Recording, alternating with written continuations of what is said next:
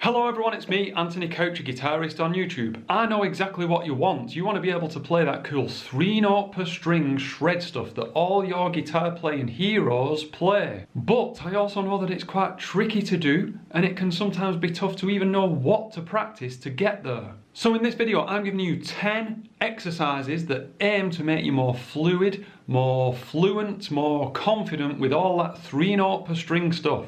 And it's a little bit different today because actually in the description to this video is the actual exercises. It's a soundslice link. Don't worry, it's completely free. I'm giving you these 10 exercises for free.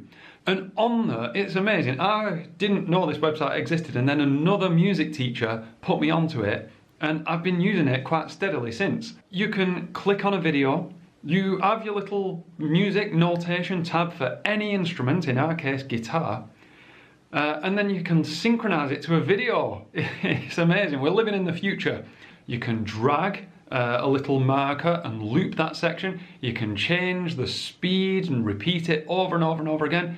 It's absolutely incredible website. I'm not being paid by them. I'm not affiliated by them. I just was blown away and I thought, this is a no-brainer. I've got to use this a little bit more in my own teaching and on my YouTube channel. So, here's a little bit of an example of one of these sequences. That's what I'm getting at. When we play 3 notes per string, we're not always playing in triplets, and I've made a point on all 10 of these exercises to stick with quavers or 8th notes. This is aiming to get you more fluid, controlling the scale in that 8th note quaver pattern. And I'm just going to throw you in at one of these exercises in the middle. It sounds like this, and then I'm going to talk about that exercise in a little bit more detail. 1, 2, 3, 4.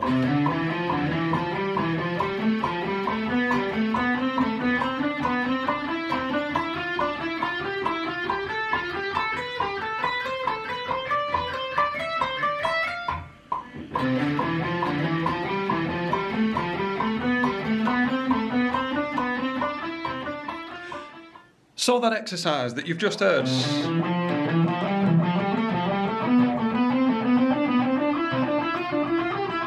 And so on and so on and so on. Why do I think that one's so important? Well, I've already talked about this importance of not just thinking in triplets when it comes to 3-note per string patterns. That's a very, in some ways, easy thing to do, to think tick, tick, tick, tick, tick, tick.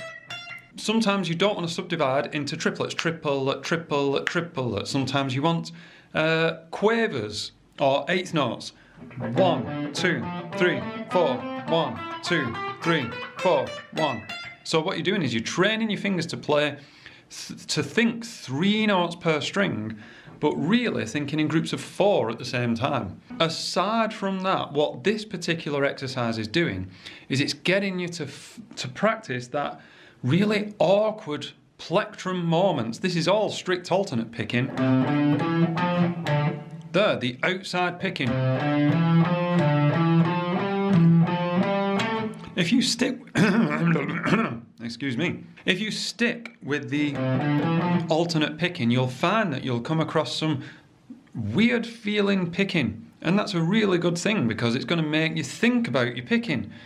It's going to make you possibly change your picking, smooth out your picking. But more importantly, this kind of stuff creates music. What about that descending pattern?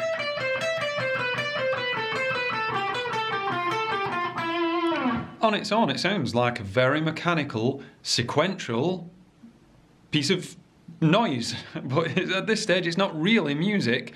But when you throw it into a guitar solo, something like...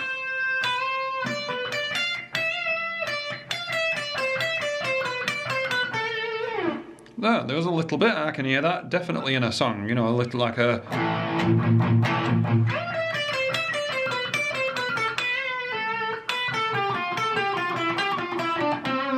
You'll just practice it, you get to the point where you're so confident with it that you can just throw it in willy-nilly. Here's a bit of willy, and here's a bit of nilly. Sounds like it wants to resolve there. I've made it sound a bit like A minor now rather than its intended key of C major, but who cares, it's only music. So there you go, 10 exercises, make sure you practice them. And let me know in the comments if you enjoyed Soundslice is a bit different for this channel. Never used it before, never done it like this, but I had fun actually making it, actually mapping it all out and doing the video and synchronizing it. It makes this part a lot easier to just talk to a camera, but it's a lot of work beforehand. So do let me know if you want more content like this. If you don't, then also let me know and tell me and I'll become a Let's Player or something, I don't know. Anyway, thank you for watching. Extra special thanks to these names who support me on Patreon, where you'll just find the little video that goes hand in hand with these big main YouTube videos. Thank you very much. I will see you in the next video.